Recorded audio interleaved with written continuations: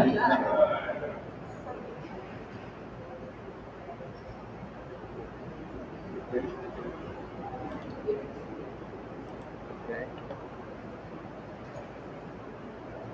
Okay. Now I'm saying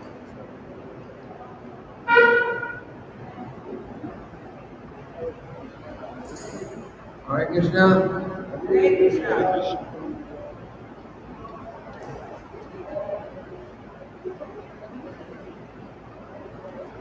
So we'd like to read this is ISKCON Miami's Vyasa-puja offering for Srila Prabhupada. Let's read this. Dear Srila Prabhupada, please accept our humble obeisances at your lotus feet. You have kindly blessed us all with the essence of the spotless philosophy taught by Lord Chaitanya. Lord Chaitanya personally wrote only 8 verses of Sri Shikshashrita, which, although small in size, embodies the entire process of devotional service from the starting point for the most neophyte devotee until the highest perfection of Krishna Prema. He taught us that the Lord and His names are non-different, and that therefore anyone who regularly chants the Lord's names, avoiding the 10 offenses, can become Krishna conscious. During Lord Chaitanya's advent, the Lord widely propagated the congregational chanting of the Lord's holy names, without trying to teach philosophy to the people in general. However, to certain highly qualified devotees, like Srila Rupa Goswami, Srila Sanatana Goswami, Ramananda Rai, Sarvabhauma Bhattacharya, and others, he also taught the deep philosophical principles that establish the basis why we should chant the Hare Krishna mantra, and why we should follow the deep teachings of Lord Chaitanya. Srila Prabhupada, as your servants in presenting Lord Chaitanya's supreme teachings, you expected us to become expert in explaining Lord Chaitanya's philosophy, which is summarized in the principle of the Achintya Bheda Tattva, and being capable of philosophically demonstrating how it is superior to any other philosophy in the world. For example, in the Srimad Bhagavatam purport to Canto 1, Chapter 1, Text 7, you said, quote, besides Vyasadeva, there are other sages who are authors of 6 different philosophical systems, namely Gautama, Kanada, Kapila, Patanjali, Jaimini, and Ashtamarka. Theism is explained completely in the Vedanta Sutra, whereas in other systems of philosophical speculations, practically no mention is given to the ultimate cause of all causes. One can sit on the Vyasa-puja, Shubham says, one can sit on the Vyasa-puja only after being conversant in all systems of philosophy, so that one can present fully the theistic views of the Bhagavatam in defiance of all other systems. Since the time of your glorious visit to our temple back in 1975, our temple has been known by the name Naimisharanya, in honor of the meeting of the sages at Naimisharanya Forest, who were determined to perform a 1,000-year sacrifice of inquiring about and hearing the glories of the Srimad Bhagavatam. Our intention then was to establish our temple as a regular location for hearing and speaking about the Srimad Bhagavatam, and that goal has continued until today. Although admittedly we have many times fallen short over the years on even having the regular daily classes on the Srimad Bhagavatam, we have recently redoubled our determination to maintain regular daily classes. Our Lord Chaitanya's lofty philosophy, especially based on the Srimad Bhagavatam. In fact, the Srimad Bhagavatam had ordered it. Nashapre Bhadreshu Nityam Bhagavata Sevaya Bhagavatam Chakashloke Bhakti Bhagavati Nashtaki. Quote, by regular attendance in classes on the Srimad Bhagavatam, and by rendering a service to the pure devotee, all that is troublesome to the heart is almost completely destroyed, and loving service unto the personality of Godhead, who is praised in transcendental songs, is established as an irrevocable fact.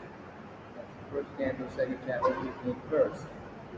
Srila Prabhupada, we pray for your merciful blessings that we may one day become expert representatives of you and the Karan Bharam in presenting Lord Chaitanya's teachings, and that more and more fortunate souls will become attracted to studying, following, and teaching this philosophy. Your humble servants, the ISKCON land devotees. Srila Prabhupada ki jai.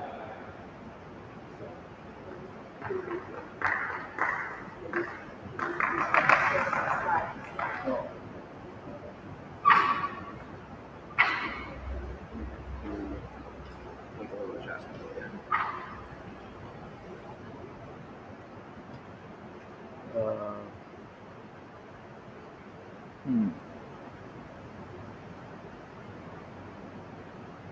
Oh, give me a second here.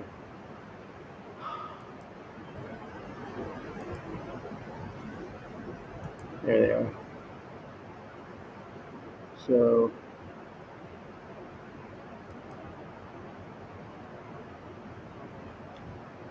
there they are.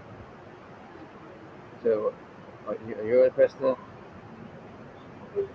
So let's move this a little closer.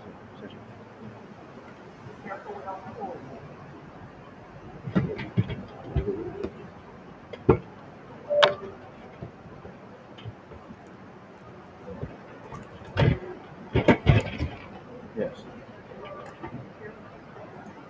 Yep. Well.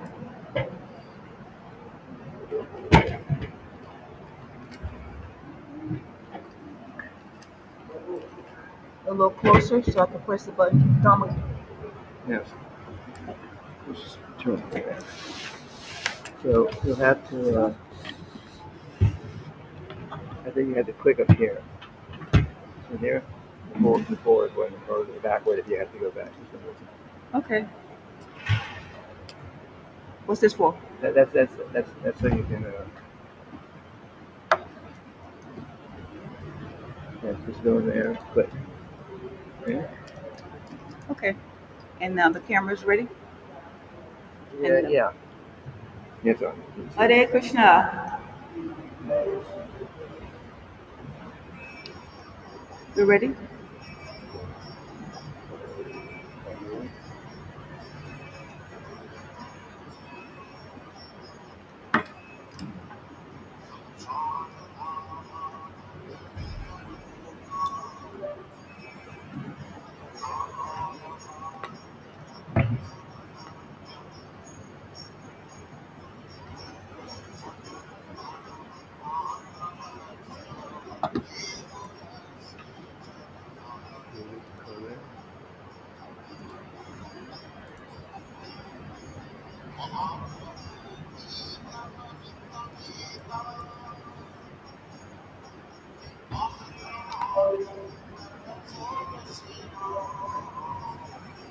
You know what?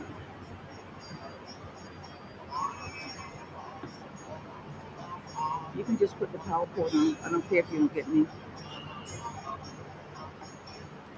I'll leave it there.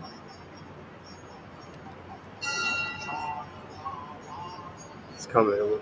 Okay.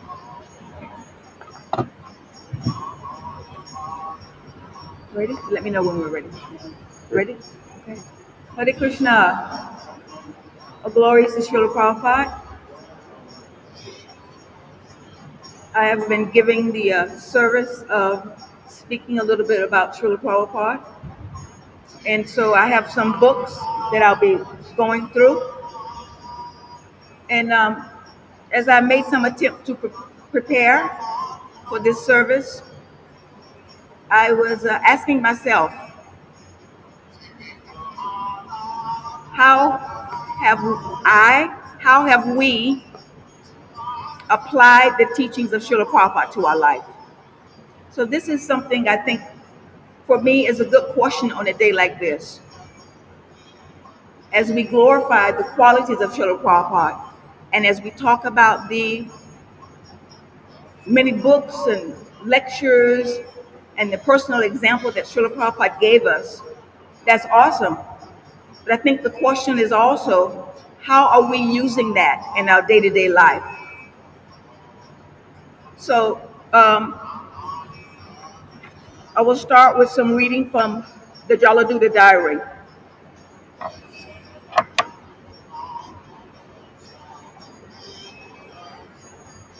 Srila Prabhupada was instructed by his spiritual master, Srila Bhaktisiddhanta Saraswati Thakur, to preach Krishna consciousness to the English-speaking people.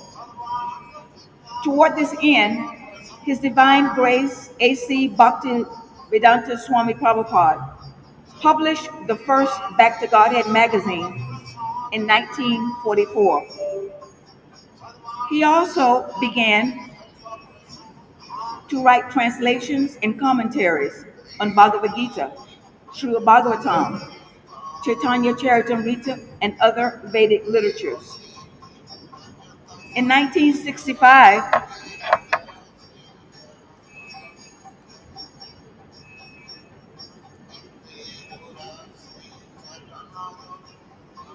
after publishing, it's okay. In 1965, carrying only a small suitcase, an umbrella, and a bag of dry cereal, A.C. Bhaktivedanta Swami, as he was known at that time, climbed up the steep gangway onto a cargo ship named the Jaladuta. The ensuing journey presented considerable hardship. Srila Prabhupada wrote of seasickness, and on the 13th day of the voyage, during the passage through the Arabian Sea, he suffered a massive heart attack. He was concerned that he might pass away, but in his uneasy sleep that night, he had a dream, a vision. Lord Krishna appeared. The Lord was in an open boat, along with his other incarnations. Krishna was rowing the boat, and the boat was pulling Srila Prabhupada's ship with the rope. Krishna was smiling at Srila Prabhupada and was pulling the ship all the way to America. Srila Prabhupada did not write about this occurrence in his diary, but he simply drew a line through those troubled days, declaring that he had passed over a great crisis in the struggle between life and death. Years later, he related these events to his followers.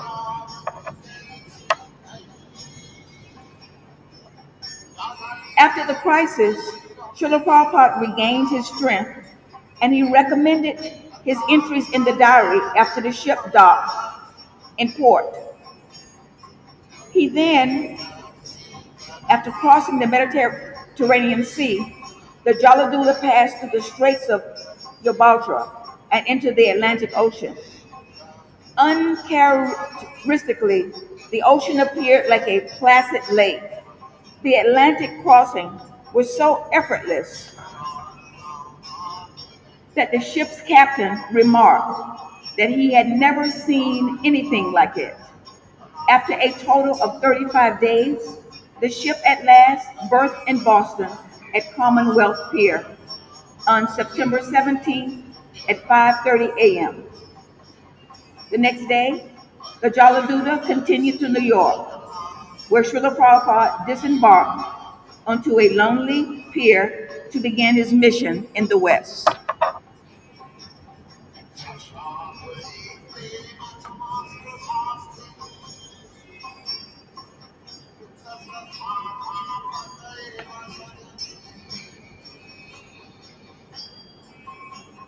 Now I would like to read from a book, The Acharya. A Vaishnava is. Devotees are always merciful, humble, truthful, equal to all, faultless, magnanimous, mild, and clean. They are without material possessions and they perform welfare work for everyone. They are peaceful, surrendered to Krishna, and desireless. They are indifferent to material acquisitions and they are fixed in devotional service.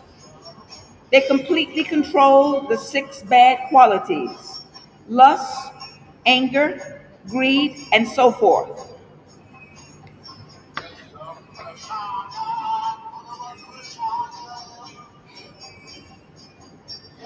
They eat only as much as required, and they are not inebriated. They are respectful, they are grave, they are compassionate, and without false prestige. They are friendly, poetic, expert, and silent. This is from the Chaitanya Charitamrita Madhya Lila 2278 through 80.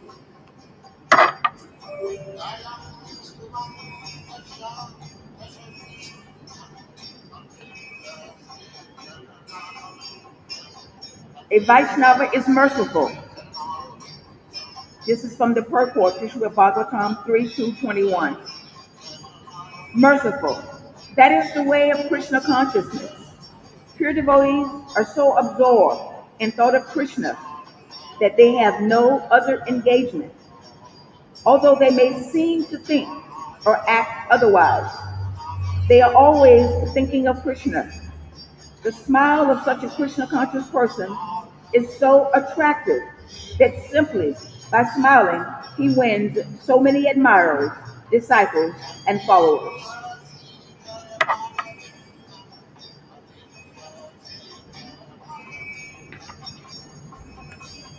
A Vaishnava is humble. This was from a letter that Srila Prabhupada wrote in October of 1968. He said, personally, I am non-entity. I have come here on the order of my spiritual master, and he has kindly sent me, all you boys, to assist me. So whatever is being done, there is no credit for me, but all credit goes to my spiritual master, because he has arranged everything, and I am simply trying to abide by his order.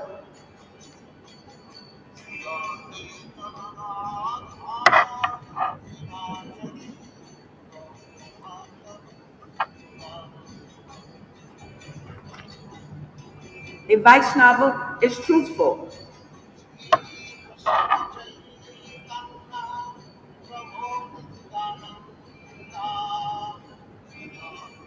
This is from a letter that Srila Prabhupada wrote in August of 1976. Devotees, always humble, offer respect to everyone. But when there is a discussion on a point of Shastra, they do not observe the usual etiquette. They speak only the truth, although it may not necessarily be pleasing.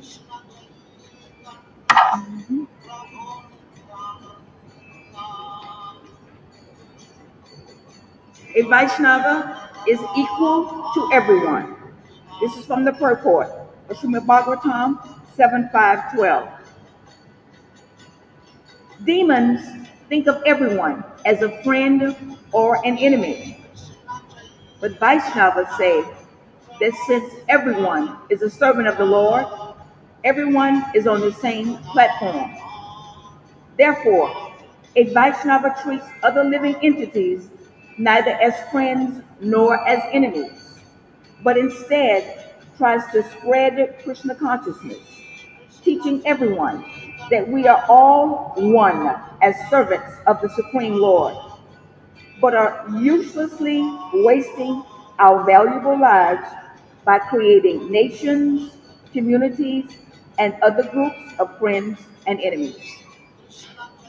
Mhm.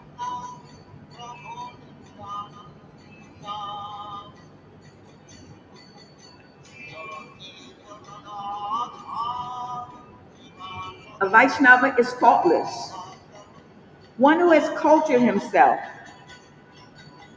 that these different activities of the material world has nothing to do with him. His only business is to become Krishna conscious. This is from a lecture by Srila Prabhupada on the Bhagavad Gita, 5th chapter, 14th to the 22nd verse. Then it is to be understood that he has conquered death even in this present life. This sort of equilibrium in the transcendental stage of Krishna consciousness is called faultless. It is faultless life.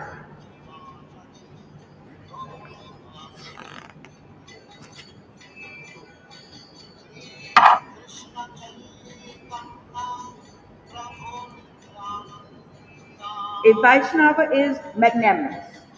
This is from a letter written by Srila Prabhupada in September of 1972.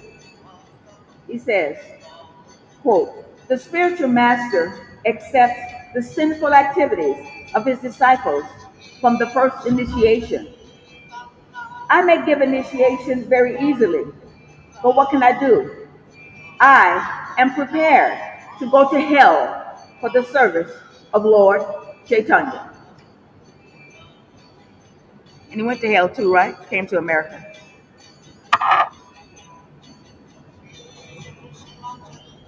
A Vaishnava is mild. This is from a letter written by Srila Prabhupada in October of 1967. "You have written to say that I am as hard as a thunderbolt and as soft and softer than a rose. And it is quite right in the line of Krishna consciousness."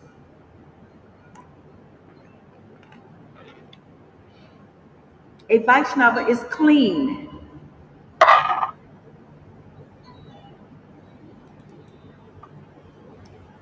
Brahminical life means to be very, very clean, inside and out. Inside by chanting and hearing, and outside by bathing 3 times daily. This was a letter that Srila Prabhupada wrote in December of 1975.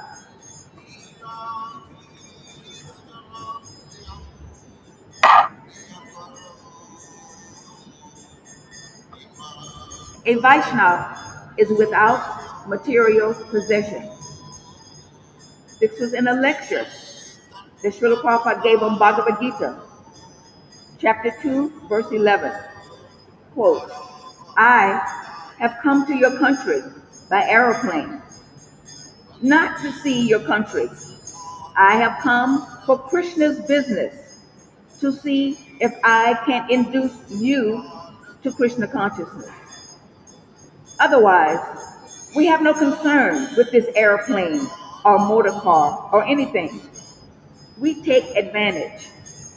Similarly, when we take advantage of this body for advancing in Krishna consciousness, then it is very nice."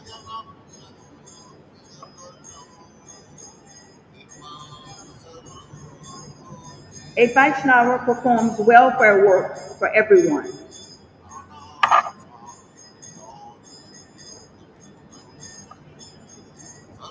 A conversation on a morning walk in Bombay in February of 1974. Srila Prabhupada said, "Just see the example. I am not proud because I have got little taste for it. Therefore, I am preaching all over the world. I don't say that I am perfect. I have got little taste of Krishna Bhakti. So I have no distinction that this is Indian, this is American, this is African. Everyone, I am giving this Harinam."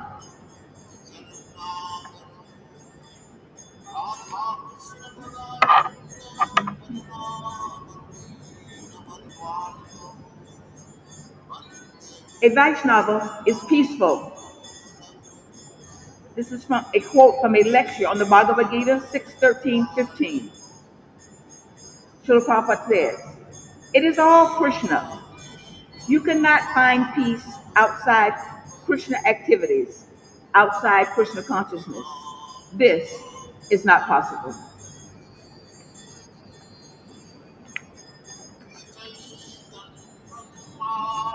A Vaishnava is surrendered to Krishna. This is from a letter in June of 1970. I had immense opportunity to indulge in the four principles of sinful life because I was connected with a very aristocratic family. Krishna always saved me, and throughout my whole life, I do not know what is illicit sex, what is intoxication, what is meat eating, or what is gambling. So far, my present life is concerned, I do not remember any part of my life when I was forgetful of Krishna. A Vaishnava is desireless. This is a quote from a room conversation that Srila Prabhupada had in Bombay in April of 1977. He says, "I have gone through variety of stages of life, so I have got full experience of this material world. I don't want it." That determination is there. Society, family, love, friendship, these nonsense, everything, out. I have tasted. I am no more interested with the material.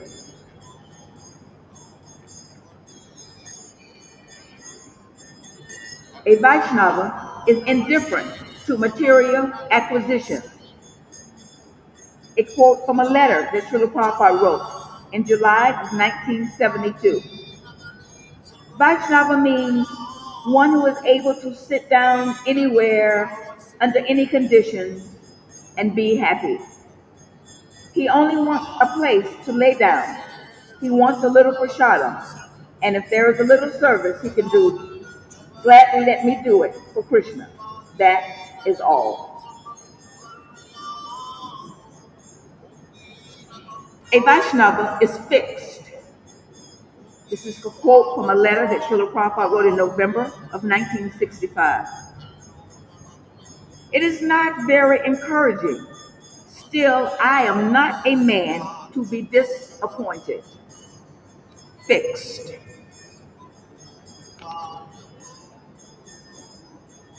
A Vaishnava controls the six bad qualities. This quote is from a letter that Srila Prabhupada wrote in December of 1972. Therefore, Rupa Goswami has introduced this system of regulative principles, which I have taught you also. These regulative principles, such as rising before 4 a.m. for Mangalarti, chanting 16 rounds minimum on beads daily, reading books, going for the street Sankirtan, preaching to anyone and everyone, offering the prasadam. Like that, these principles of devotional service are there to safeguard us from Maya's attack by keeping us always enthusiastic. If we strictly observe these principles, we shall remain always enthusiastic. These are the sources and the maintainers of our enthusiasm to serve Krishna. A Vaishnava eats only as much as required. This is from a letter written by Srila Prabhupada in November of 1970. Everything should be regulated in devotional service, just like eating. Eating is necessary to remain fit, but too much eating means disease, and too little eating means starving.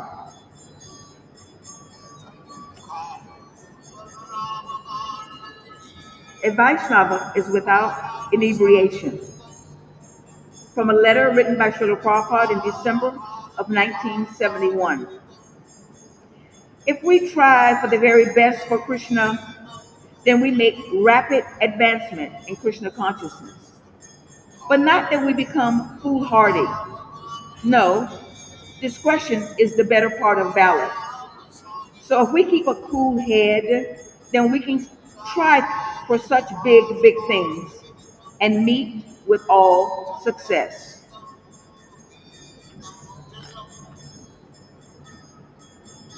A Vaishnava is respectful, from a letter written by Srila Prabhupada in November of 1965. Quote, yes, every one of us should be ideal to the other so everyone can get impetus to make progress more and more.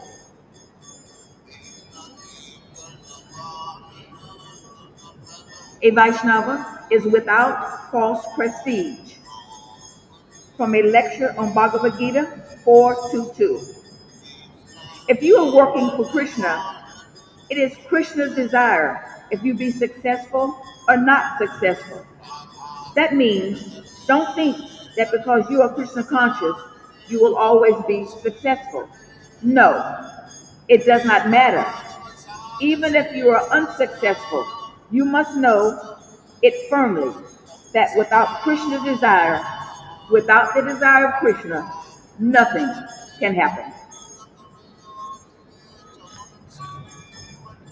A Vaishnava is grave, from Srila Prabhupada's purport on Bhagavad Gita 9 to 8.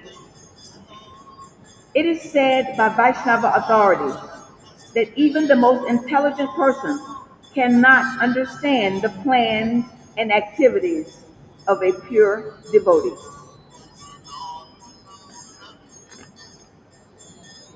A Vaishnava is compassionate. This was from a lecture on the disappearance day of Keshava Maharaj, October 1968. Srila Prabhupada wrote, I was sitting alone in Vrindavan writing. My godbrother insisted to me, Bhaktivedanta Prabhu, you must do it. Without accepting the renounced order of life, nobody can become a preacher. So he insisted. Not he insisted, practically my spiritual master insisted through him. He wanted me to become a preacher, so he forced me through this God brother. You accept. So unwillingly, I accepted.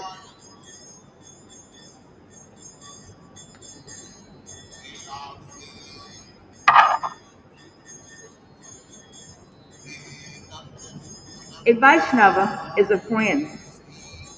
From a letter on July 24th, 1967. Convey my ardent affection and blessings for all the boys and girls. I'm very much hopeful of my movement. Please keep steady. Follow all my instructions. Chant Hare Krishna, and Krishna will give you all strength.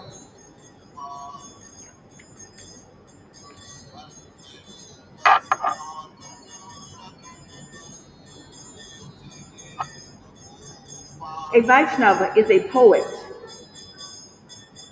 This is from a lecture on the disappearance day of Bhaktisiddhanta Saraswati in Hyderabad, December 1976.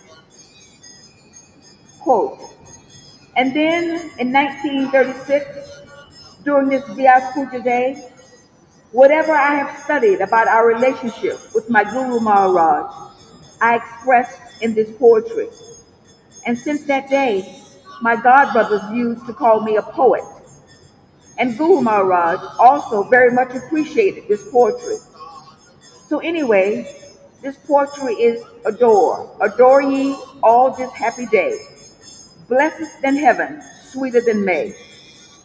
So I heard that the month of May is very pleasing in the Western countries. So I compared the happiness of this day with May Day.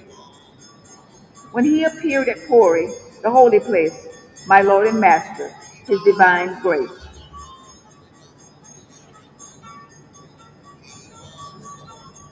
A Vaishnava is expert.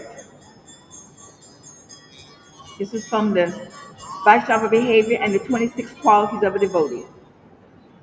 Srila Prabhupada. A devotee is expert. That means that he is willing to do anything.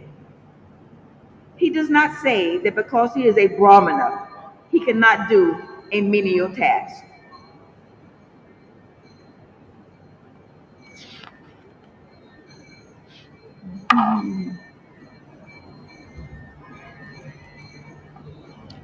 A Vaishnava is silent.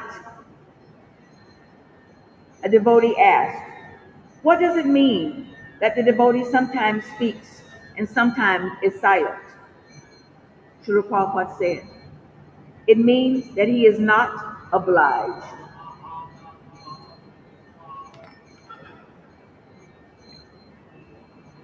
Srila Prabhupada is Srimad Bhagavatam 6.1.15. Only a real person who has adopted complete, unalloyed devotional service to Krishna can uproot the weeds of sinful actions with no possibility that they will revive. He can do this simply by discharging devotional service, just as the sun can immediately dissipate fog by its rays. This is from the Srimad Bhagavatam 6.1.15.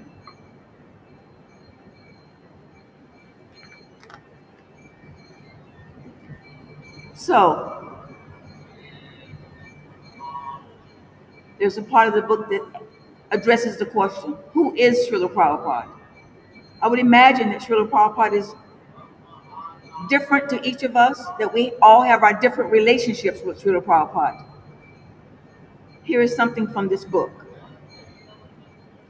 In celebration of Srila Prabhupada's appearance in this world, the members of the International Society for Krishna Consciousness are seriously endeavoring both to increase their own consciousness of Srila Prabhupada and to establish worldwide recognition of Srila Prabhupada's recognition, his accomplishments, and spreading Krishna consciousness.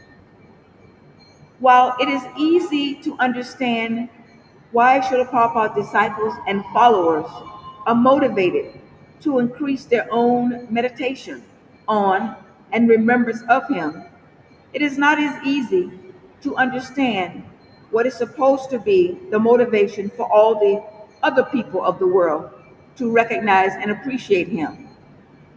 So who is Srila Prabhupada, and why should we honor him, one may ask.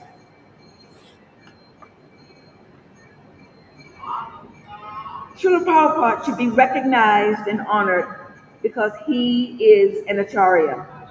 He possesses the unique ability to personify the teachings that he presents. During a room conversation in 1976, Srila Prabhupada was instructing his disciples in the logic of the lame man and the blind man. Both of them are useless separately, and when they combine in Krishna consciousness, they are all useful. It is a very good example. And there is another example, that of a piece of wire falling, rotting, and a piece of bamboo rotting, and a piece of squash, skin rotting. And one gentleman collected them. He nicely trimmed the piece of wire, and he dried the squash, the outer portion, and he took the bamboo and nicely cut it and joined the string. And this became a sitar. Ting, ting, ting. So this is the intelligent person who joins all these things and makes it very useful. These are examples. The bamboo alone is useless, and a small piece of wire, useless, and a thrown out squash skin, useless. But if you can join them together, you can sing ting ting. Similarly, here is a lame man, here is the blind man. All right, combine them and use them. That is wanted. Understanding that these instructions perfectly coincided with Srila Prabhupada's own actions, his disciples immediately responded. We are all useless in the West, but you have come and then engaged us. In humility, Srila Prabhupada replied, it is Krishna's desire. Nobody is useless. I was also useless. I could not do in India alone anything. Too useless makes useful.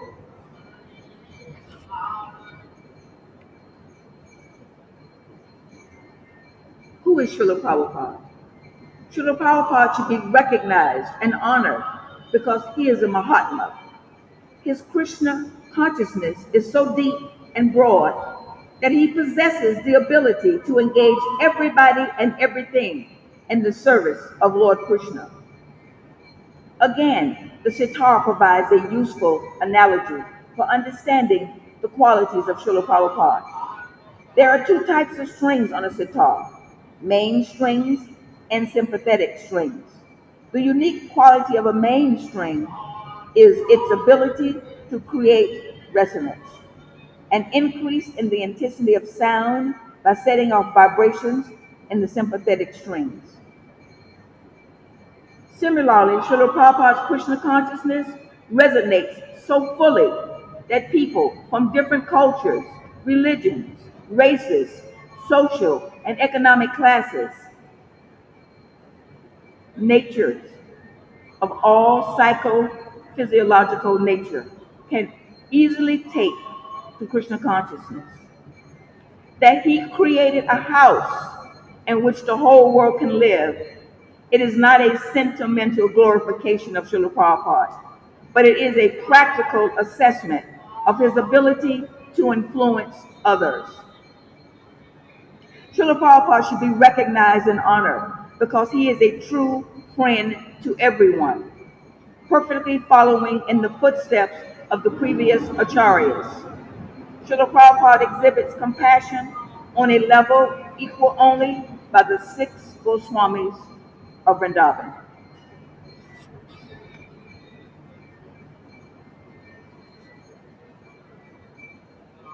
Now I want to read a little bit from the Vyasa-puja book for this year.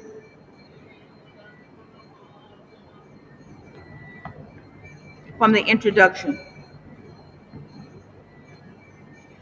Srila Prabhupada is the founder Acharya of the International Society for Krishna Consciousness and the preeminent Shiksha Guru for all members of ISKCON.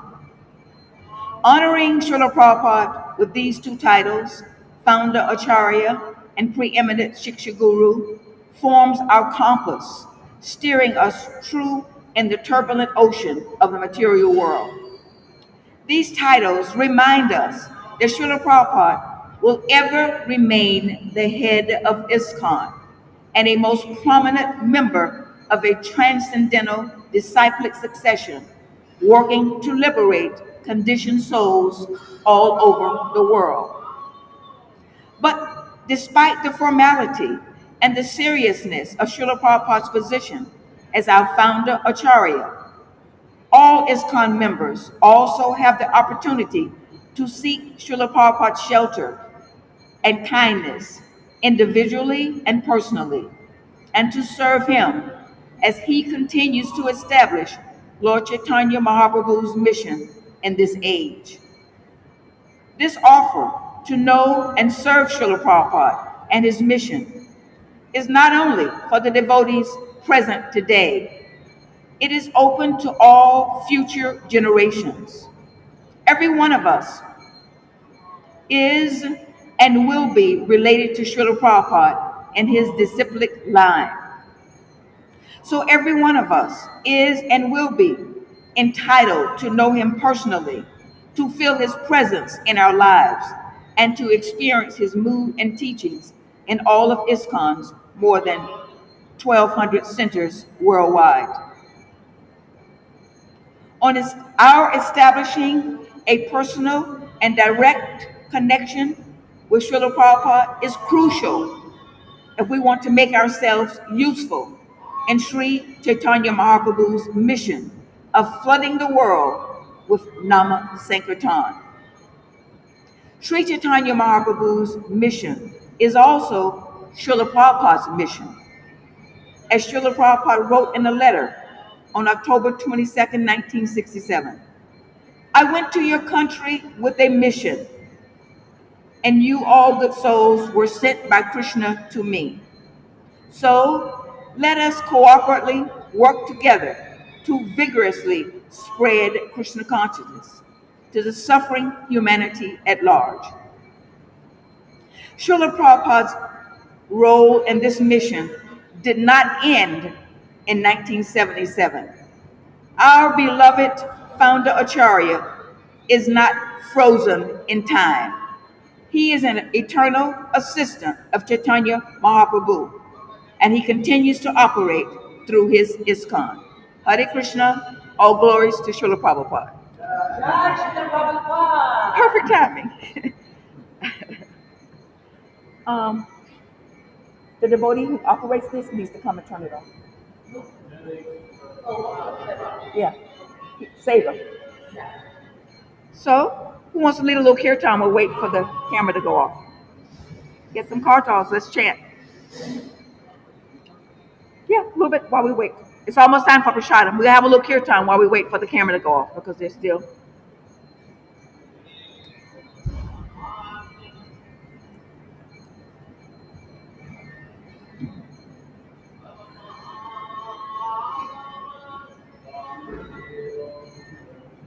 Want to take the mic? You know what? Whoever wants to lead can sit down. You want to sit down later? Because the camera's there. Yeah, you could get you could. Don't move anything. Just sit down. I'll just lift it up and hit past Yeah. the cord. I can get it out. Hold on. Let me see. So if it goes, I'll just lift it up for you. if it goes that way, it's okay. Hold on. This way. Yeah. And then here. So it's almost time for prasadam. I'm just waiting for the camera to be turned on.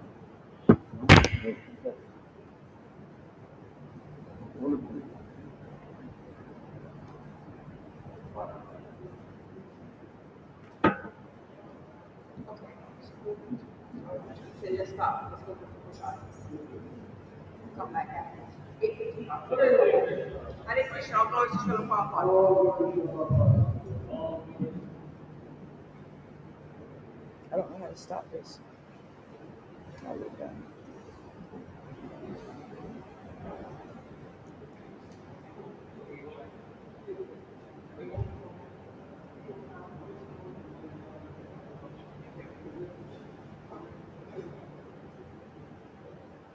Hare Krishna.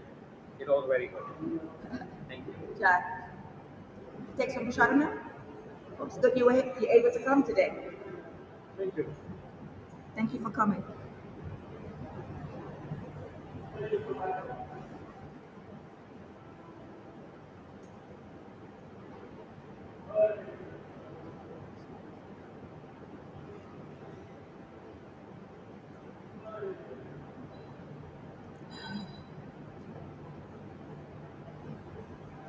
Oh, perfect.